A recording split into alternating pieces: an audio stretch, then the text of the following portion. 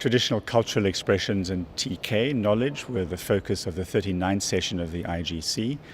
It continued the work of the previous session, the 38th session, and this session explored two really fundamental questions. The first is the objectives of protecting TK and TCEs, and the second is the definition of protectable subject matter. The session was preceded by a meeting of an ad hoc group of experts that met on the Sunday before. These are experts, about 35 of them, selected by the member states. And this meeting was, if I may say so, excellently chaired by Chidi Ogamanam from Nigeria and Sharon Legal from Trinidad and Tobago.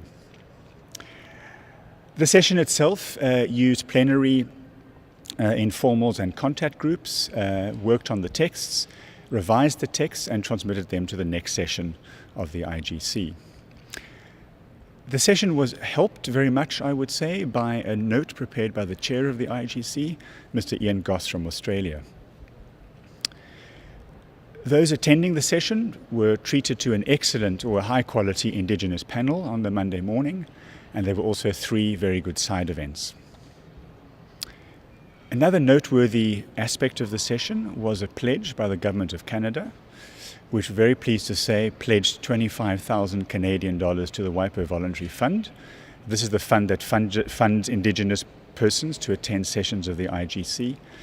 This pledge was welcomed by the chair of the IGC, by the IGC itself, and by the caucus, which at that time was represented by the president of the Finnish Sami Parliament, and we're very glad to have her with us on those days.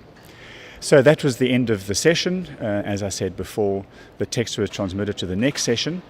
The next session, IGC 40, takes place in June 17 to 21, and that will be a session looking both at TKTCs but also doing a stock taking and considering future work.